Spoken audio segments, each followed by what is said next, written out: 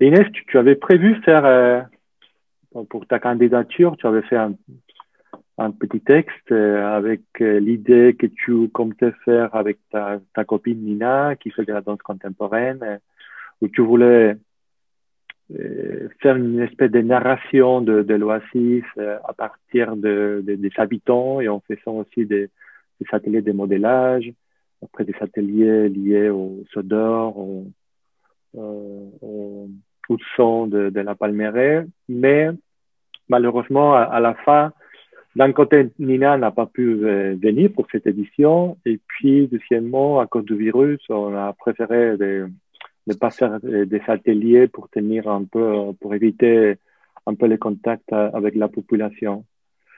Dans ces cas-là, tu as été confronté au- si tu peux nous raconter qu'est-ce que tu as fait, si tu as tout changé. Par contre, on a vu que tu as fait des modélages dans plusieurs endroits de la Palmeraie, dans des maisons. Et comment, les jours, on vous a proposé de faire cette édition un peu spéciale le mois de décembre. Tu as pensé à quoi? D'abord, tu voulais venir tout de suite, et tu savais pas, tu avais pas envie, et tu as dû changer radicalement l'idée que tu avais prévu faire. Qu'est-ce qui s'est passé par ta tête? Alors, quand j'ai reçu ton mail où tu nous as dit, voilà, est-ce que vous êtes partant pour quand même y aller? Est-ce qu'on le fait? Bah, enfin, j'ai pas hésité une seule seconde à, à envoyer un signe positif, hein, parce que effectivement, non, ça avait dû avoir lieu en avril. Ouais, en avril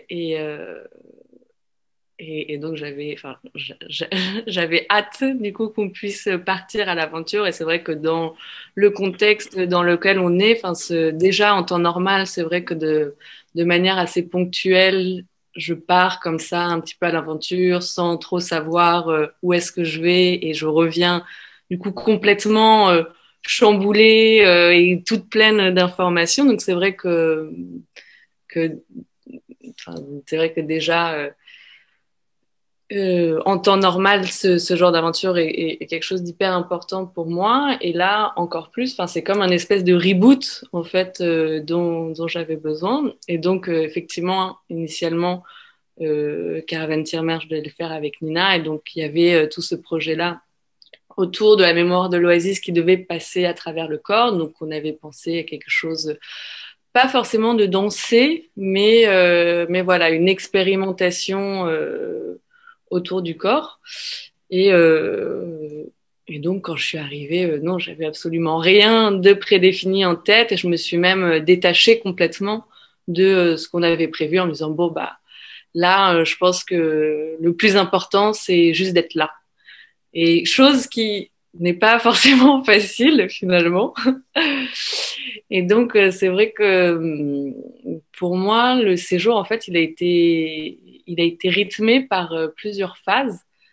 Donc, il y a eu la première phase donc, qui a duré, je pense, 3 jours, celle où on était vraiment fixé à l'Oasis, qui a été plusieurs jours en fait de découverte, parce que moi, j'avais jamais été à Tirmert, c'était la première fois. Donc, ça a été toute l'appréhension en fait du territoire, beaucoup d'informations, rien déjà que de comprendre en fait le système de l'Oasis, comment est-ce qu'une Oasis fonctionnait, parce que finalement il y avait un écart énorme entre ce que je me représentais être une Oasis et ce qu'était l'Oasis de Tirmert. Même si voilà, je vous avais déjà entendu raconter vos expériences. Enfin, il y a un fossé du coup énorme effectivement entre ce qu'on se représente et l'expérience en fait qu'on vit là-bas. Et donc, c'est passé effectivement à travers les discussions que j'ai pu avoir avec Ahmed, où j'ai pris un moment avec lui, où on m'a vraiment expliqué, par exemple, le système des calendriers de l'eau, et ce qui m'a, enfin, ça m'a fasciné en fait de découvrir en fait un nouveau système dans le système. Et c'est aussi passé par l'observation, où voilà, les premiers jours, on était en groupe, j'avais même plus tendance à avoir une posture un peu extérieure, à observer, à écouter. Il y avait aussi effectivement quelque part la langue, parce que quand on était en groupe, on parlait principalement en arabe, donc moi je suis pas 100% arabophone, donc c'était un bon challenge. Euh, et donc oui, je dirais que pendant cette phase-là, j'étais plus dans quelque chose, j'étais plus dans une intellectualisation. Voilà, de toutes les informations qui venaient à moi et que j'essayais un petit peu d'encoder, des matières que je voyais. Et je commençais à me dire, voilà, il y a cette matière qui m'attire. Il y avait des images aussi qui me venaient. Donc, la première image qui m'a vraiment frappée, ça a été en fait celle en arrivant, où, où en fait, de voir des palmiers complètement calcinés, brûlés et qui, au premier abord, paraissaient morts, alors qu'en fait, ils étaient déjà en train de renaître. On voyait au sommet les feuilles vertes qui étaient déjà en train de repousser. Et je trouvais que c'était un symbole assez puissant. Enfin, pour moi, c'était un petit peu comme la métaphore de la résilience, en fait, qui se révélait. C'est vraiment, en fait, cette image-là qui m'a frappée en arrivant. Et la deuxième image, ça a été quand on a commencé à... Parce que quand on est arrivé tard, ça a été que le deuxième jour où on est sorti de la maison et qu'on a commencé à marcher dans l'oasis. Et voilà, donc cette deuxième image qui m'a marquée, ça a été de voir en fait toutes ces constructions en béton qui, qui paraissaient en fait phagocyter l'oasis et que c'était comme si il y avait le béton qui venait manger toutes ces constructions traditionnelles, tous les palmiers. Et en discutant avec Ahmed, effectivement, de sentir parfois dans sa voix et une inquiétude quant à la préservation en fait de l'oasis. Et, et donc, en fait, à partir de là, ça a été vraiment, voilà, après la compréhension, là, ça a été la sensibilisation au territoire, où voilà, en discutant avec les habitants et de voir en fait et de réellement comprendre l'urgence de la voilà, l'urgence de la préservation de cette oasis et plus largement ces écosystèmes. Et, et ouais, donc à partir de ce moment-là, je pense que ça a été un petit peu le déclencheur où j'ai vraiment compris ce que je faisais ici, en me disant, bon, je pense que là, c'est vraiment important de faire tout un travail de documentation. Après, par quels moyens, je ne sais pas. Mais voilà, on est des artistes et donc ça va passer à travers notre pratique artistique, que ce soit juste un échange ou que ce soit quelque chose de plastique concret. Enfin voilà, je savais pas trop. Mais disons que là, je me disais, voilà, j'étais OK, je suis ici et maintenant, il faut que je fasse quelque chose, ne serait-ce que pour garder une trace où ça passera par un récit oral, je sais pas. Et, euh, et donc, voilà, donc c'est vrai qu'il y avait premièrement, donc, tout le côté. Enfin, c'est une aventure en fait qui enrichit à plein de strates différents. Donc il y a tout ce côté humain, il y a donc voilà la sensibilisation au territoire et aussi forcément un état très particulier dans lequel on est et donc un enrichissement personnel qui sur le moment est pas forcément agréable, qui est même parfois douloureux parce que en fait pour moi je trouvais que c'était comme en fait des espèces de brèches qui s'ouvrent et qu'on accepte en fait de regarder et dans lesquelles on plonge alors que dans la vie de tous les jours voilà on prend pas forcément le temps, on n'a pas tout simplement spécialement envie de se mettre en danger pour aller regarder tout ça. Donc en fait c'est pendant tout le séjour ça a été comme des va-et-vient entre ces différents états, entre ces différentes strates. Et après, donc la deuxième phase, ça a été quand on est parti dans le désert, où là, ça a été un petit peu, pour moi, l'apogée de ce séjour, le up, où donc on en avait parlé au téléphone, où quand, après avoir roulé pendant des kilomètres et que je ne voyais plus finalement aucun signe de vie, enfin, entre guillemets, de vie humaine autour. C'est-à-dire qu'il y a, il y a eu un moment, tout un tronçon, on n'avait plus de réseau, où là, ça y est, tous les poteaux électriques avaient disparu et qu'à 360, c'était le désert. Et donc, j'ai été prise d'une inquiétude complètement irrationnelle, enfin de claustrophobie, alors que ça m'était jamais arrivé, et alors que j'avais déjà été dans le désert. Donc oui, à chaque fois que je vais dans le désert, effectivement, c'est des expériences qui sont intenses et jamais les mêmes. Mais là, je m'attendais pas du tout. On était dans la voiture. Et je me sentais pas bien, je commençais à être angoissée, je me disais oh là là mais c'est pas possible, je vais jamais pouvoir rester là-bas, ils vont devoir me ramener à l'Oasis, comment je vais faire, vraiment comme une espèce de montée. Et après donc on est descendu des voitures, on a commencé à installer le campement, moi j'étais incapable de rien faire, je pouvais rien faire du tout. J'ai dû du coup partir et aller marcher et en fait j'ai été vers un arbre qui m'attirait, donc c'était comme si j'avais choisi un arbre ou que l'arbre m'avait choisi, donc je me suis mise sous l'arbre et j'ai commencé à bouger, à danser, et donc c'est ça qui m'a fait m'apaiser et me calmer. Et donc voilà, donc là effectivement la question du corps et du mouvement et c'est imposé en fait, c'est imposé de lui-même. Et, euh, et donc, quand on était là-bas, donc j'avais ramené du plâtre, des feuilles de palmier, enfin voilà un petit peu les matériaux qui m'avaient attiré quand j'étais à l'Oasis et auxquels j'avais pensé. Et, euh, et donc, je savais pas, enfin, je les avais ramenés, mais sans vraiment savoir si j'allais en faire quelque chose là-bas. Enfin, en me disant, voilà, si je les ramène, j'aurai la possibilité de faire ou de ne pas faire. Et finalement, donc le lendemain, c'est vrai que c'est Arjdal qui m'a pris par la main et qui m'a poussé finalement à utiliser ce que j'avais ramené. C'est vrai que toute seule de moi-même, je sais pas si je me serais laissée en fait porter par le groupe ou si effectivement j'aurais commencé à faire quelque chose avec ces matériaux. Et, euh, et c'est vrai que du coup que son œil enfin tout au long de la résidence était très important parce que à la fois il était complètement intérieur, etc. Mais c'était un petit peu comme s'il avait toujours cet œil omniscient. Euh, et donc ça, enfin, je trouvais qu'il y avait quelque chose de très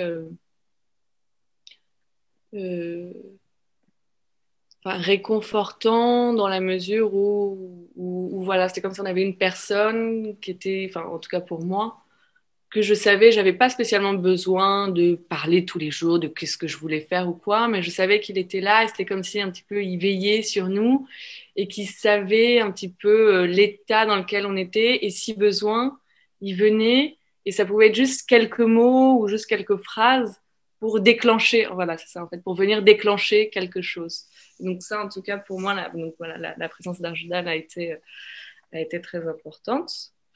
Euh, et j'en étais où? Je me suis un petit peu perdue. Oui, je disais que du coup, c'est dans le désert que j'ai commencé à travailler la matière parce qu'effectivement, ces derniers mois, j'ai pas mal travaillé le plâtre, qui est un matériau que j'avais jamais employé avant. Et donc, avec Arjdal, on en parlait et il me disait, mais pourquoi est-ce que tu n'irais pas trouver un sac de plâtre? Et c'est vrai qu'au début, je voyais pas tellement la cohérence d'utiliser le plâtre, en fait, de ramener cette matière première et de venir l'utiliser dans l'oasis. Je me disais, bon, on a quand même plein de ressources. On a le bois du palmier, on a ces cactus là, mais je savais pas, enfin, j'arrivais pas, en fait, au début à trouver, à comprendre enfin, la pertinence du plâtre. Et finalement, donc j'ai commencé à creuser des carrés de plâtre donc sous l'acacia que j'avais choisi en arrivant. Euh, et donc j'ai coulé ces carrés de plâtre et je venais en fait prendre l'empreinte des feuilles de palmier, des fibres et des troncs, enfin des morceaux de troncs calcinés. Et donc pour moi c'était un petit peu comme garder en mémoire et garder une trace que les palmiers avaient perdu et donc quelque chose de cet événement qui a été voilà, une catastrophe, je pense, un peu traumatisante pour tous les habitants. Et finalement, ça a vraiment été en faisant que ça a commencé à prendre son sens. Le fait enfin, voilà, enfin, c'était assez physique finalement comme travail, à prendre la pioche, à creuser. Donc vraiment un petit peu, je l'ai un peu pris comme un travail qu'on ferait dans les champs, donc quelque chose d'assez physique. Et c'était voilà. Et donc jusque là, donc où la première phase j'étais dans une intellectualisation, là le fait de faire, ça a débloqué quelque chose et juste je me posais pas de questions et je faisais. Et là à ce moment-là, c'est vraiment passé par un travail physique et de partage avec les personnes qui m'ont accompagnée donc, dans ce travail. Donc ça a été Rassan qui a été très présente tout au long enfin,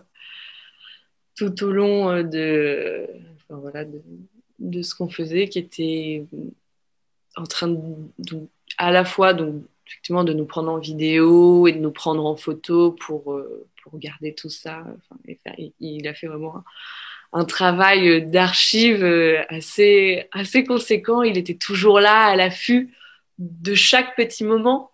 Et c'est vrai que par exemple le soir quand il nous montrait les photos, tout de suite ça nous replongeait dans les moments qu'on avait passés. Donc c'est vraiment qu'il réussissait en fait à chaque fois à capter des moments et à les retranscrire par les cadrages qu'il faisait. Et donc voilà, donc vu qu'il était là en train de me prendre en photo, vidéo, alors qu'en plus je suis pas très à l'aise devant, et même si c'est une petite caméra à côté, bah voilà, il y avait forcément tout cet échange où on parlait, on discutait, où je lui demandais ce qu'il en pensait de ce que j'étais en train de faire, où il m'aidait aussi parfois quand j'avais un peu de mal. Et après, effectivement, les jours qui ont suivi, Slama aussi m'a beaucoup aidé à trouver les endroits, à m'aider à porter des choses. Et avec Slama, c'était assez intéressant parce que finalement, voilà, je me détachais complètement de ce pourquoi, en fait, j'étais en train de faire ça et tout ce truc que j'avais un petit peu préconçu ou cette espèce, enfin, ou le propos, en fait, que j'étais en train d'essayer de construire. Je me suis complètement détachée de ça et je l'ai vraiment pris comme ouais, enfin vraiment comme un échange aussi, parce que effectivement, Slama, lui, ne parle pas un mot de français et moi, me débrouillant en arabe, mais en ne réussissant pas forcément à exprimer tout ce que j'aurais voulu. En fait, le travail avec lui ça a été le langage qu'on a mis en place pour communiquer finalement. Et donc, j'ai passé beaucoup de temps avec lui où on a communiqué sur ce mode-là et c'était chouette parce que sans ça finalement je sais pas si j'aurais pu si j'avais pu euh, enfin voilà communiquer avec lui de cette manière et échanger tout ça et donc ça c'était la deuxième phase. Et ensuite, quand on est rentré à l'Oasis, donc j'ai eu vraiment une espèce de redescente. Je ne m'attendais pas du tout, parce que je pensais plutôt que cette redescente allait avoir lieu en rentrant à Marrakech après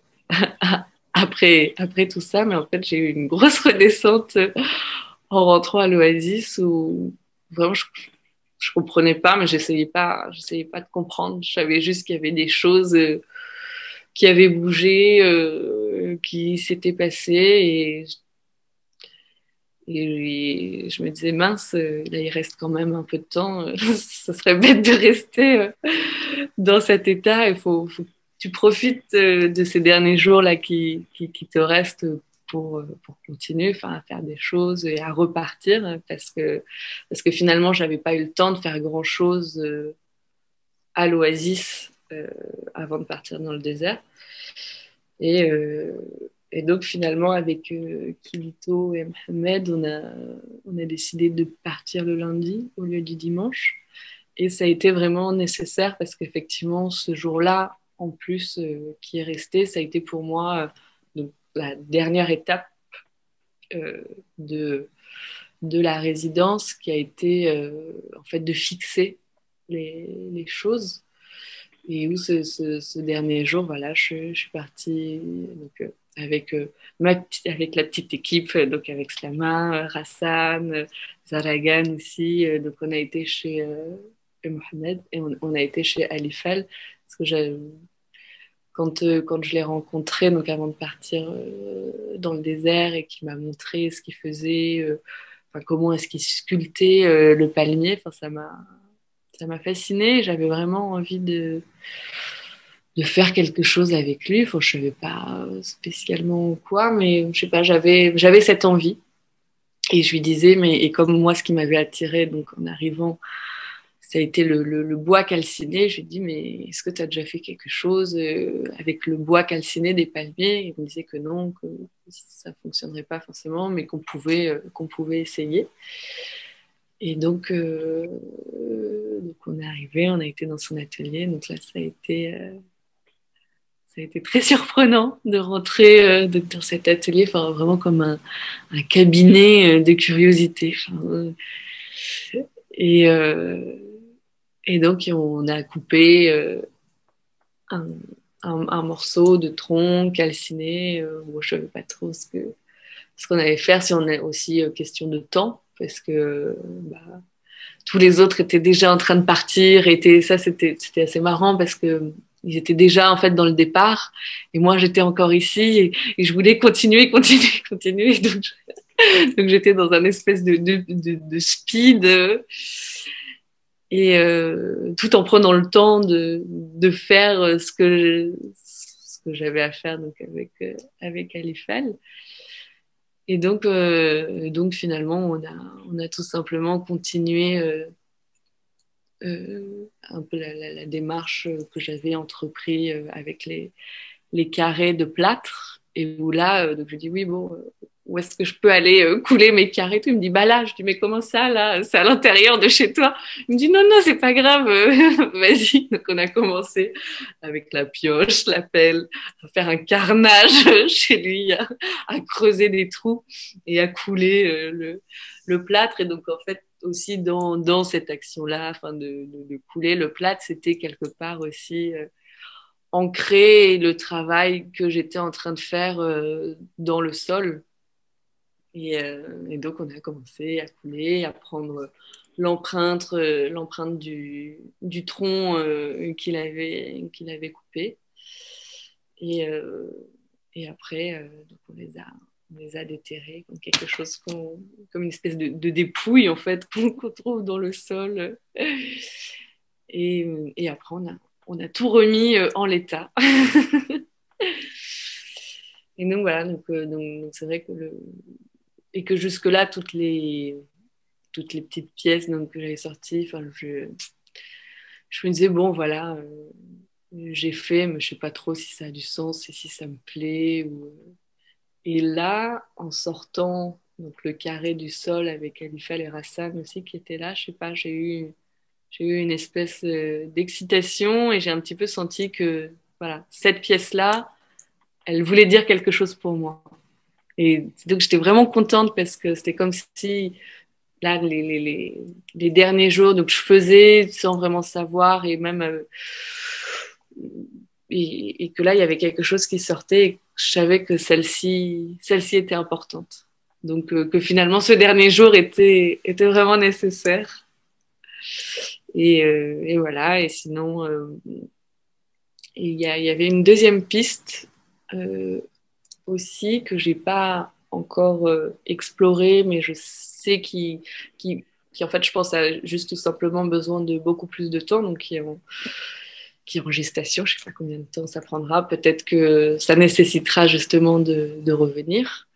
Qui a été toute cette piste en fait autour de la ruine où quand on avait été un jour, on avait été à Goulmim les premiers jours, Ahmed nous a emmenés au palais enfin l'ancien palais du Caïd, je crois que c'est ça, qui est dans Goulmim. Et donc on était juste avec Mohamed, donc on était tous les trois.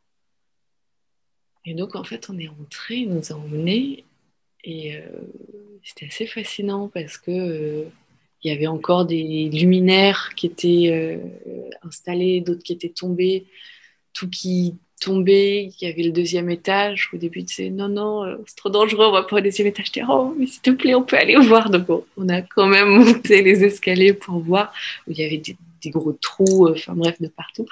Et c'est vrai que ce genre, ces lieux m'ont toujours fascinée parce que je trouve que, en fait, dès qu'on arrive, enfin, ils convoquent de manière instantanée un imaginaire. Enfin, je pense que dès que, enfin, n'importe qui, enfin, dès qu'on rentre dans, enfin, et dès qu'on pénètre dans une ruine, c'est comme si tout de suite il y avait une histoire qu'on se racontait et que c'est un petit peu ouais, je pense qu'il y a une espèce de puissance de la nostalgie.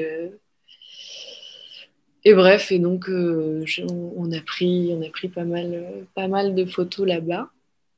Euh, et il y avait plein de, il y avait des os de rats, de chats, d'oiseaux. Dans... Bref. Et donc ce moment-là, il a été assez important pour moi. Et ensuite, donc, quand on est revenu à l'Oasis, donc, là j'ai pris un moment avec Ahmed où du coup, bah, voilà, je suis un petit peu raconter pourquoi est-ce que les ruines, ça me parlait, ça m'intéressait. Donc, je lui ai demandé si à l'Oasis, il y avait aussi des maisons abandonnées. Il m'a dit oui, oui. Et donc, il m'a emmené.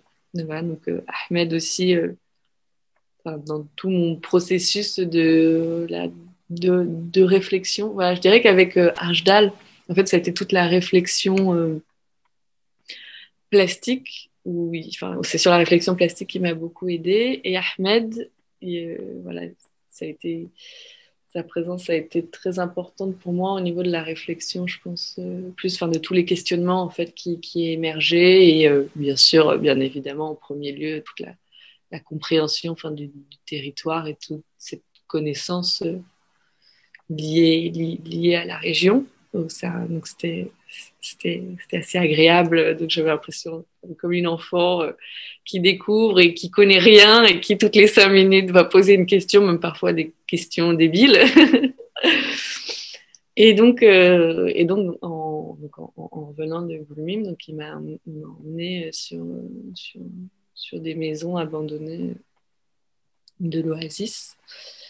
Et donc, il me racontait qu'en fait, que c'était probablement. Donc, je lui demandais, mais pourquoi, hein, pourquoi c'est à l'abandon? Donc, il me disait que c'était probablement des familles qui étaient parties parce que elles s'étaient agrandies et que soit elles étaient parties en ville, soit elles avaient bougé en fait d'endroit et qu'elles avaient laissé à l'abandon et que finalement, ces terrains appartiennent encore aux familles et qu'elles pouvaient pas. Et qu'en fait, du coup, elles étaient encore propriétaires et que donc personne ne pouvait rien en faire. Et finalement, donc, que ce soit la ruine de l'Oasis ou la ruine dans laquelle on était quelques heures avant, bah, il y avait cette chose-là en commun qui était que bah, les familles sont parties, elles ont laissé à l'abandon, mais aujourd'hui, personne ne peut rien en faire. Enfin, donc voilà, donc il y a toute cette piste, je sais que je pense qu'à un moment, je vais essayer d'étayer et de pousser, mais pour l'instant, je sais pas trop ce que je vais en faire, mais je sais, voilà, tout ce que je peux dire, c'est que je sais que ces moments-là m'ont, m'ont touché et m'ont marqué. Et je pense que c'est vraiment tout ce côté-là qui est de l'ordre, en fait, de l'activation d'une mémoire, que ce soit fictionnelle ou une mémoire qui nous renvoie à notre histoire. Enfin, je sais pas, je pense qu'il y avait quelque chose qui tournait autour de ça. Et c'est vrai que ce qui facilitait, je pense, tout, ces histoires en fait qu'on pouvait se raconter quand on était soit dans le désert, soit dans ces ruines, soit dans la maison à l'Oasis, soit quand on rencontrait les gens. C'était aussi, je pense, l'état particulier en fait dans lequel on est quand on se retrouve à Tirmert et finalement déconnecté de tout. Que je caractériserais un peu comme un état d'hypersensibilité et qu'en fait après on finit, enfin personnellement, qu'après je cultivais.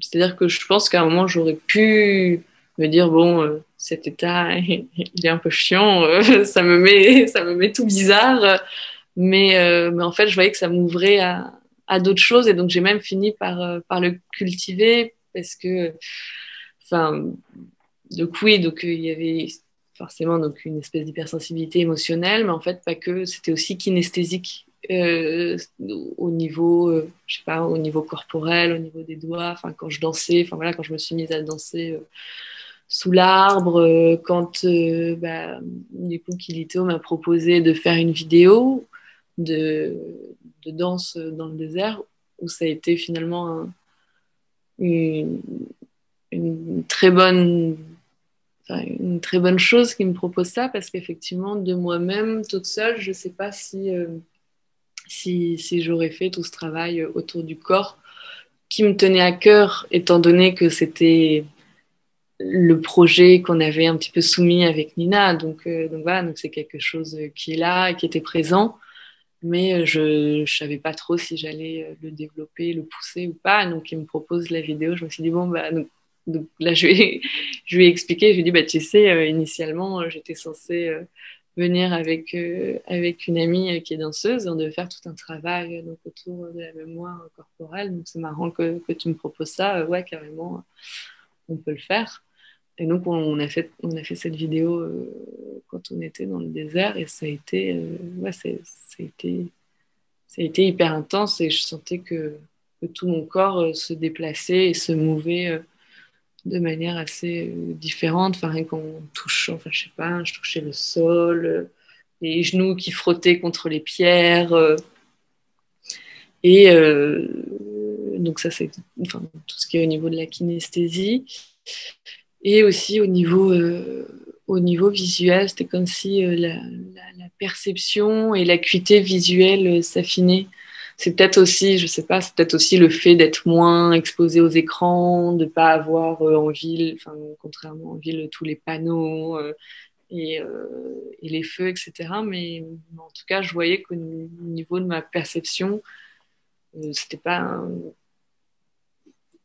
enfin, elle n'était pas la même, ou en tout cas, peut-être je faisais un effort, je sais pas, enfin, que ce soit au niveau des détails, donc par exemple quand je regardais le sol, les pierres, le sable, les grains de sable, ou que ce soit même au niveau des couleurs.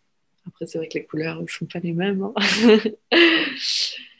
et, euh, et voilà, donc c'était vraiment, ouais, enfin, je dirais, à ce niveau-là, une expérience, ouais, une vraie expérience sensorielle et assez intense. Et voilà, je sais pas si... C'est compliqué. Là, je suis partie dans un monologue. Il y a sûrement plein d'autres choses. Au début, je me suis dit, bon, je sais même pas si je vais réussir à poser des mots parce que c'était si chargé. Mais... Non, de tout ce que tu as raconté, à un moment donné, on devrait aussi faire une espèce de rapport concernant les réactions des artistes quand ils viennent à Tirmart, surtout quand ils viennent dans une région désertique pour la première fois. Mais il y a deux choses pour que tu saches un peu plus. Il est vrai et certain que le béton est en train de tout envahir. Si tu l'as dit à Tirmart, dans d'autres lieux de la vallée du Dra, la vallée du Vie, c'est encore pire. C'est une question très, très, très complexe. Mais ce n'est pas que les bétons. Peut-être les bétons, c'est un signe, mais aussi c'est les modes de vie qui changent, Bien sûr. les cultures qui changent. Et c'est pour cela aussi que un des propos de Karavantirmat, c'est aussi de montrer comment, à partir de la culture contemporaine, on pourrait retravailler certains aspects de la culture traditionnelle ou tout simplement des modes de vie. Et aussi, on ne se pose pas non plus la question de s'il faut absolument garder tel qu'il était. Cela peut évoluer parce que c'est aussi la façon dont toute cette culture a évolué aussi avec tous les échanges entre les tribus, les nomades qui bougent entre régions et pays. Non? Et c'est ainsi qu'on le voit encore aujourd'hui avec la musique, avec les guitares électriques et d'autres choses. D'ailleurs, effectivement, j'en ai parlé avec Ahmed. Ahmed me disait, enfin voilà, là, par exemple, donc il m'a montré, il m'a dit, c'était dans l'Oasis, et il me disait, regarde, là, par exemple, en fait, c'est une construction en béton, mais par-dessus, on a rajouté quand même de la chaux pour garder quand même. Oui, le torcher. Oui. Le torcher. Et après, il y a une autre question. Et peut-être que maintenant, tu peux mieux comprendre quand on insiste qu'il faut rien produire, que il s'agit d'être là et que ça prend du temps. Mais regarde tout ce que tu as raconté à propos de toi-même, pas de ton travail, mais de toi-même, des réactions de ton corps, de ton esprit, en arrivant à l'Oasis, en se promenant. Il y a aussi la question de l'incendie, mais aussi, et notamment, la sortie de l'Oasis, non? Et que tu t'es trouvé en péril. Mais nous, aujourd'hui, on le voit différemment. Au fait, quand les premières réflexions que nous avons faites avec Ahmed, avec Embark, avec Bouchra, sur la pertinence ou pas de faire cette édition, on voyait encore la possibilité, les mois d'avril, de le faire, mais de le faire en dehors de l'Oasis. Pour nous sentir en sécurité et pour laisser en sécurité les gens. C'est-à-dire que nous cherchions précisément l'isolement au milieu de l'Oasis comme lieu en sécurité. Moi, je peux te dire, une des cafés-là que j'avais fait, c'était aussi assez marrant parce que on arrive à un petit village où on avait besoin d'acheter des légumes et la nuit tombait. Et à la fin d'une petite ruelle, il y avait quelques éclairages, mais déjà au fond, on voyait rien, on voyait les noirs. Et des gens de là-bas, nous étions les deux chameaux, un guide et un nomade et moi. Et quelqu'un nous a dit, vous voulez passer la nuit chez nous?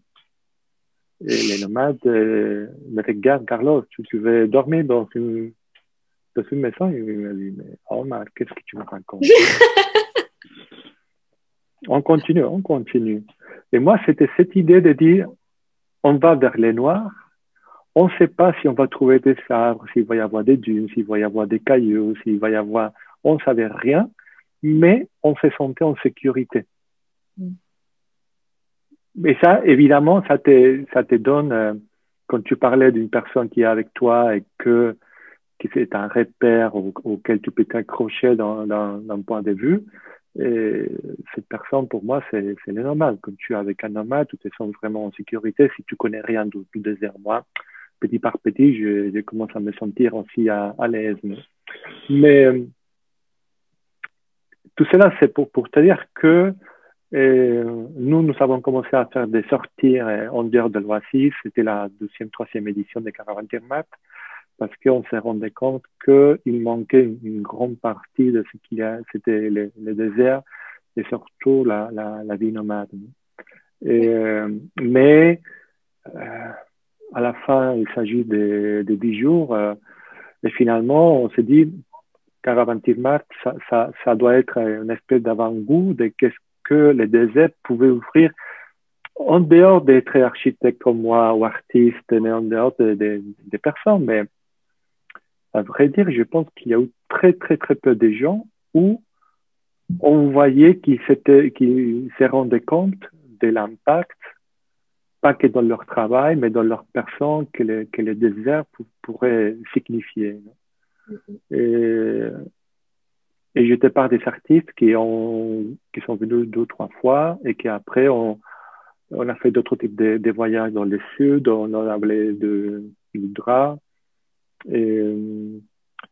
C'est-à-dire aussi que le désert, il est tellement complexe. Tu vois, le massif de Tilmal, il est tout petit par rapport à d'autres endroits du sud du Maroc. Non?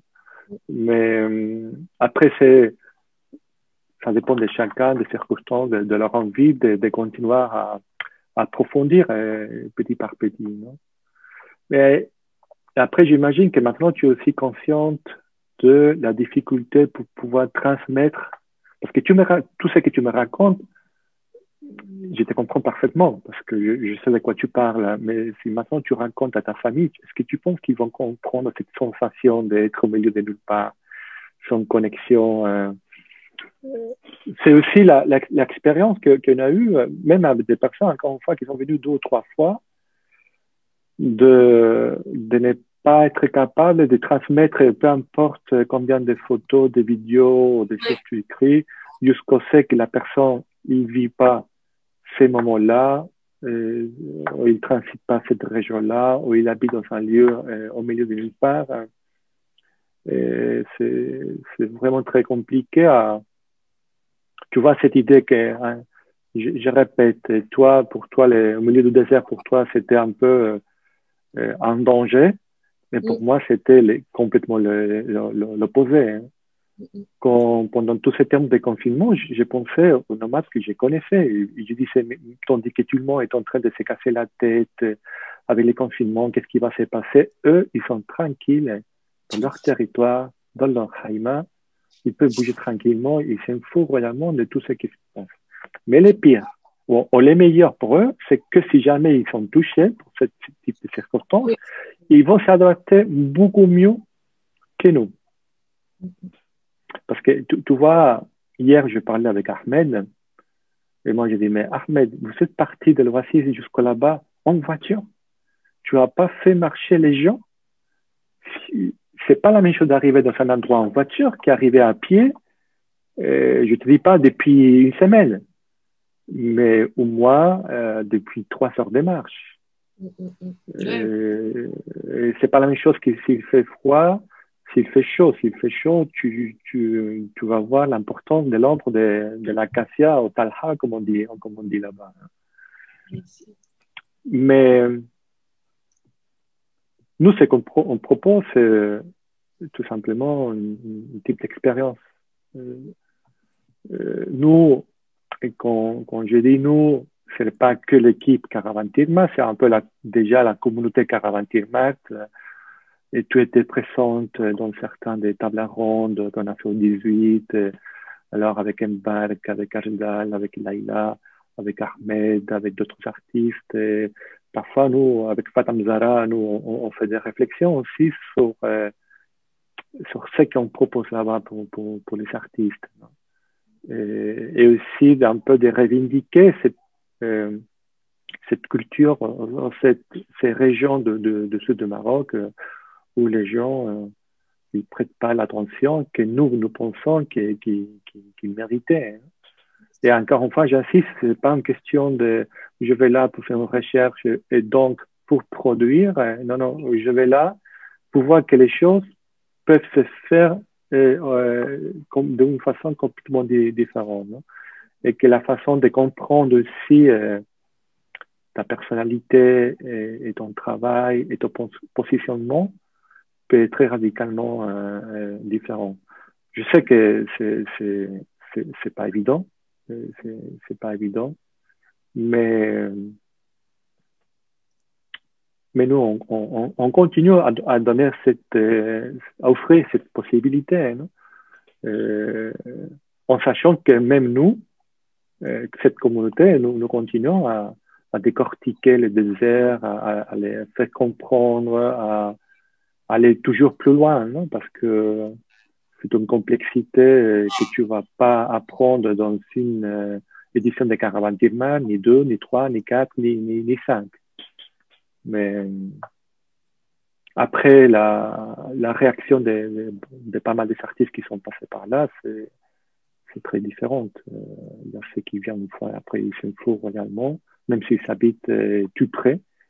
Mais au moins, nous, on a fait notre boulot de montrer les possibilités. Après, chacun qui prenne son Ouais, chemin.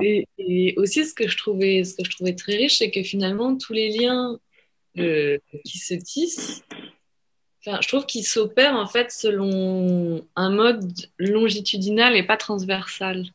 Enfin, c'est-à-dire que voilà, c'est pas on arrive, on fait nos trucs, on crée des liens avec telle ou telle personne et ensuite on s'en va et voilà. C'est comme si du coup, alors que moi c'est la première fois que je venais, mais la sensation que j'ai eue, c'était comme si voilà, j'avais créé des liens avec les personnes et avec le territoire qui allaient s'étendre et où il y allait y avoir des choses qui allaient continuer à, à se faire. Et ça, je trouve ça assez riche et c'est pas. Et je trouve que c'est assez rare, en tout cas, quand on nous propose un programme artistique, enfin voilà, que ça se passe de cette manière. J'ai de plus en plus de doutes de que ce qu'on propose est vraiment un programme artistique. Ouais, non, ouais. Peut-être qu'on doit le dire parce que sinon les artistes ne Oui, viendront pas. oui, oui. Et après, effectivement, pour revenir à toute la problématique du nomadisme, quand j'avais été dans le désert, c'était il y a 1 an et demi. Après, en revenant, je m'étais un petit peu. Enfin, bon, c'est une question tellement vaste que donc voilà, donc un tout petit peu intéressée donc à la problématique et j'avais lu l'ouvrage de Ahmed Sronti, Le sang et le sol. Sa thèse. Ouais, sa thèse, ouais, qui je trouve assez. Enfin, ouais. Enfin, en tout cas, pour moi, a été un bon moyen pour m'introduire à la problématique. Et c'est vrai qu'à ce moment-là, bon, voilà, j'avais juste lu parce que voilà, j'avais lu par curiosité, disons. Et là, du coup, je sais pas, effectivement, quand on a été avec Imen et on s'est retrouvé dans la tente de cette femme avec la mienne, qu'on a commencé à discuter, bah, là, c'était plus de l'ordre de la curiosité, c'était comme si j'y étais. Et ouais, et je me disais, et là, effectivement, je me disais, bon, rien à voir avec mes recherches artistiques, plastiques, blablabla. Mais je sais que à ce moment-là précis, dans ma tête, je me disais, oh là là, qu'est-ce que j'aimerais pouvoir avoir une expérience et suivre comme ça des nomades pendant je sais pas combien de temps. Et effectivement, c'est drôle de voir effectivement l'évolution des modes de vie, ou même si aujourd'hui il reste des tribus nomades, mais quand on arrive de voir les petits panneaux solaires pour brancher les téléphones. Et donc toute cette question effectivement de l'évolution du nomadisme et avec tout l'impact des nouvelles technologies, mais en étant enfin, Oui, parce qu'être nomade, ça ne signifie pas qu'on vit comme il y a 3 siècles. voilà. Il y a toute une évolution aussi. C'est-à-dire, les nomades, ils ne sont pas stupides. S'ils peuvent profiter de la technologie ou des avancements, c'est comme les Haïmas. Les Haïmas, avant, c'était toutes les Haïmas, on parle des chameaux, des chèvres, mais ils sont très lourds, sont plus compliqués à monter. Et donc, si jamais ils vont pas rester trop longtemps, ils font d'autres types de Haïmas que parfois ils l'ont fait avec des tissus qui sont récupérés, mais parfois c'est des tentes qu'ils s'achètent, comme ils s'achètent aussi pour les stockages d'eau, comment ils bougent en 4x4, comment ils gèrent leur troupeau en moto. Hein. Mais c'est là, bon, pour certains, ça peut être un peu enlever les côtés romantiques de ce qu'on entend par les nomades, mais aussi c'est une question superficielle. C'est plutôt l'esprit qui les amène à vivre de cette façon. J'ai aussi une question parce que on avait parlé au téléphone quand tu étais à Tirmat. Ton expérience, si tu veux en parler, bien évidemment, ton expérience à propos des appels à candidature et aux réunions d'artistes. Maintenant que tu as l'expérience de Tirmat, est-ce que ton avis a changé ou... Ouais, non, pas du tout. C'est parce que là, je suis très heureuse d'avoir pu. Parce qu'après, c'est différent. Par exemple, si je pense que si tu avais posé cette question à Nina, si elle était venue et qu'elle avait fait la résidence, je pense que ça aurait été différent parce que Nina, effectivement, je lui avais parlé du Caravane Tiermert, mais elle a jamais assisté, par exemple, aux tables rondes, etc. Alors que voilà, comme tu le disais tout à l'heure, j'étais quand même déjà venue au 18, aux tables rondes. J'avais pas mal échangé avec Mbarek ou Arjdal plusieurs fois, du coup, sur leur expérience de Tirmert et même tout juste quand ils étaient revenus. Donc, disons que j'avais déjà un petit peu aperçu, j'avais eu un aperçu de ce que ça pouvait être Caravane Tirmert, mais disons que là, voilà, là, là, je l'ai vécu. Et comment tu as convaincu Nina, précisément pour ces questions de que tu avais une idée plus ou moins de que signifiait, mais qu'elle peut-être ne connaissait rien du tout. Comment elle s'est embarquée Bon, après, voilà, c'est des questions de personnalité. Justement, si c'était Nina, c'est parce que Nina, elle est toujours avide de propositions comme ça et d'expériences à droite, à gauche. L'année dernière, elle est partie en Amazonie pendant 2 semaines, déconnectée de tout, mieux de nulle part. Et là, c'était pas du tout dans un cadre artistique. Donc bon, après, voilà, comme tu as dit, est-ce que c'est vraiment un programme artistique? On ne sait pas. Et, euh, et, et ensuite, pourquoi aussi elle et pourquoi ce projet? Parce que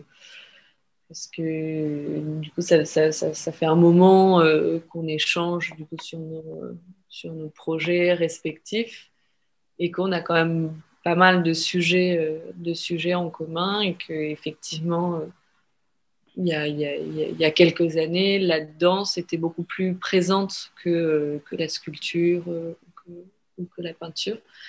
Et que je trouvais que c'était un bon moyen de reprendre, de avoir un contact avec et de décloisonner en fait danse et art plastique.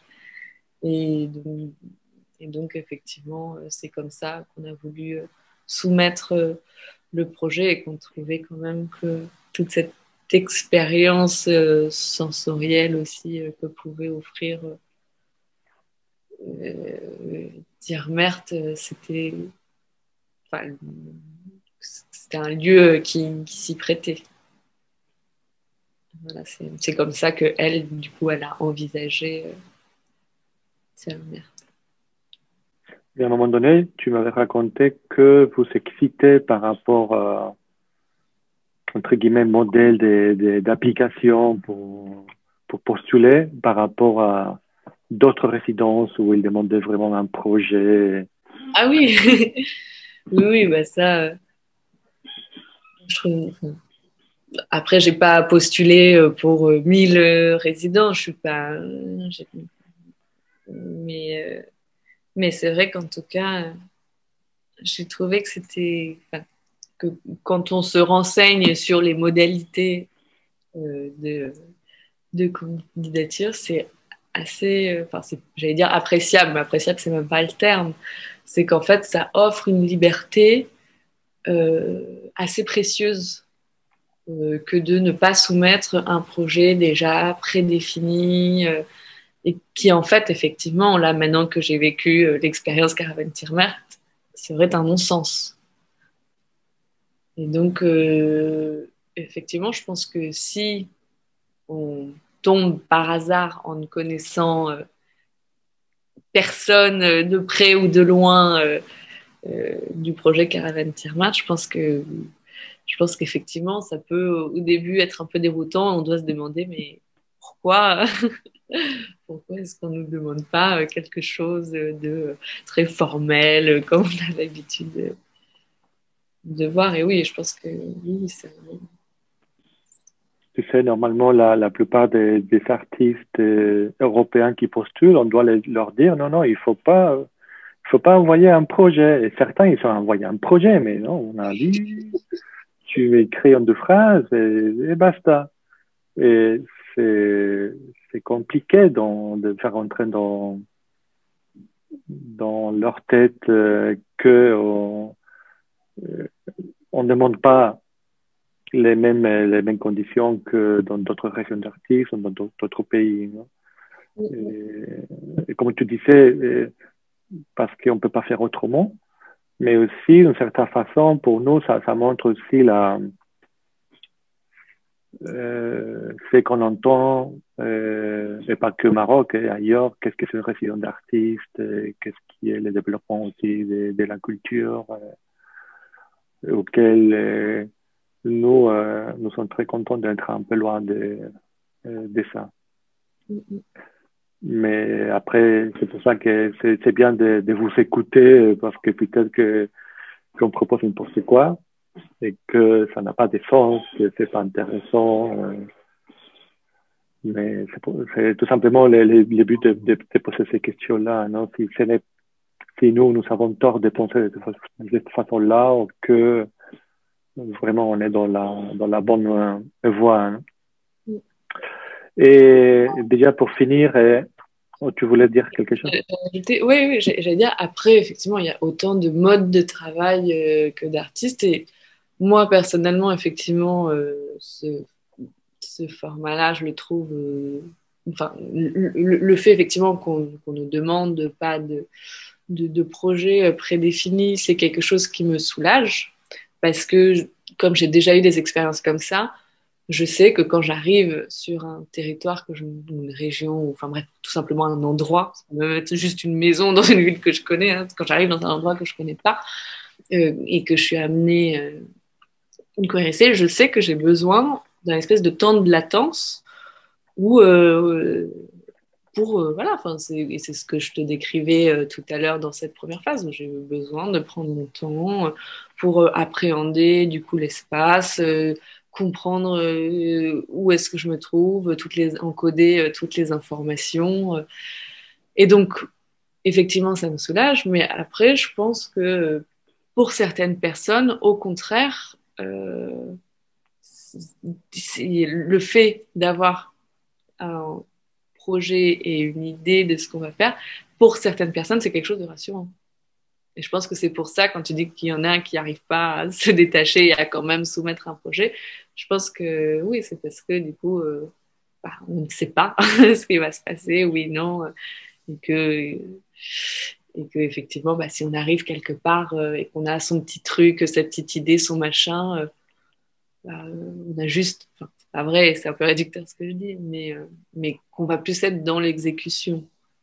Donc c'est pour ça que je disais que concernant Caravane Tiamat, ce serait un non-sens. Oui, mais de l'autre côté, ces artistes qui proposent un projet sans connaître les lieux, finalement, c'est un peu comme parachuter un produit.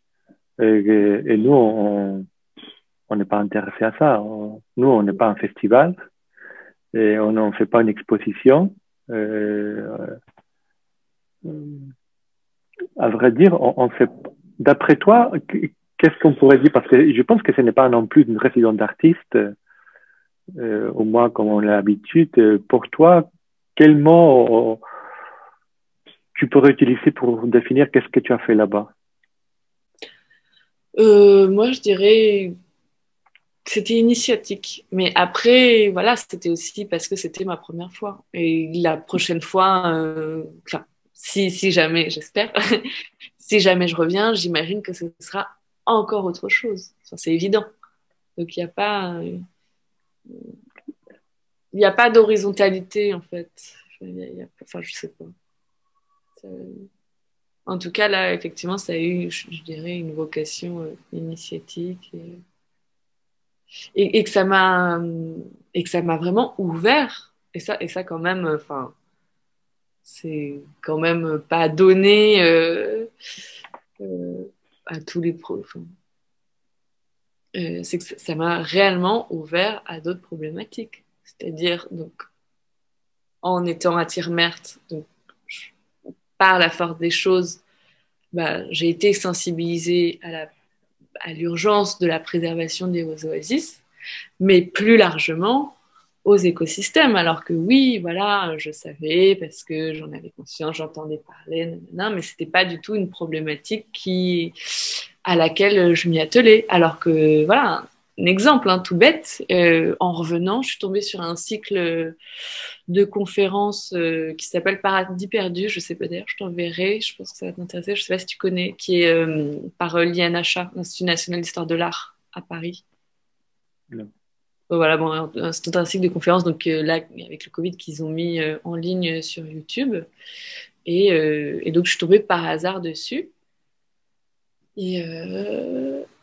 Et donc, c'était, donc là, celui-ci, c'était une ethnologue donc, qui travaille en Australie sur la problématique des aborigènes, de ces territoires dont ils ont été dépossédés, de toutes les extractions de mines, etc., etc. Et donc, vraiment, quand je l'ai écouté parler, ça m'a...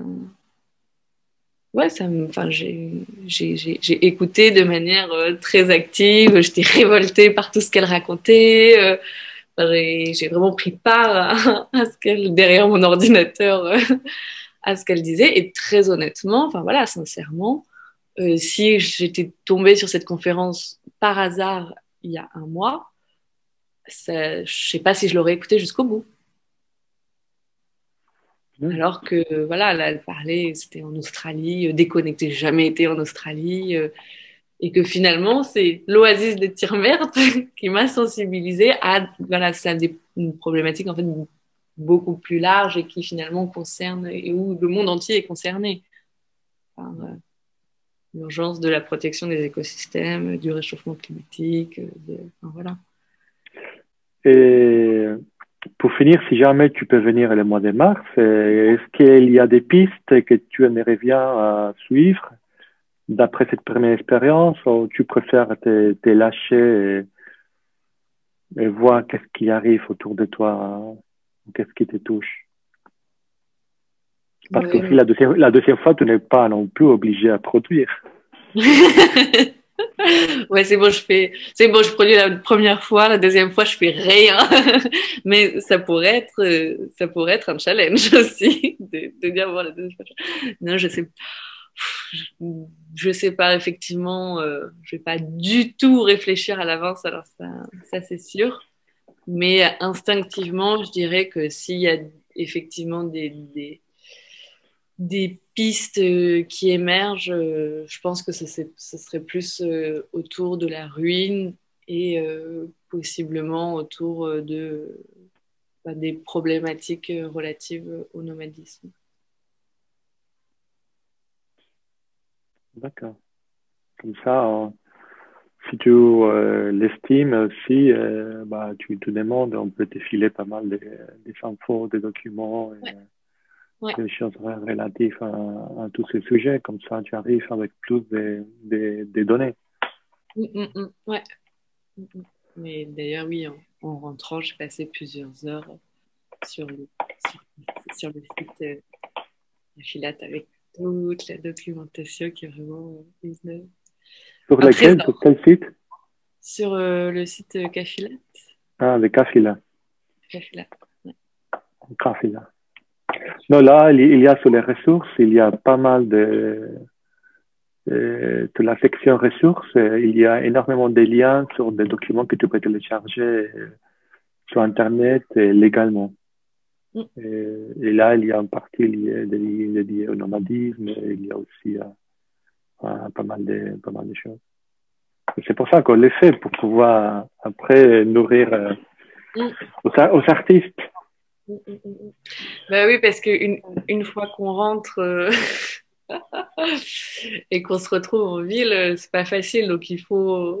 Je pense que du coup, pour moi, en fait, ça a été un moyen de faire le pont entre du coup ma sortie et mon retour en ville et continuer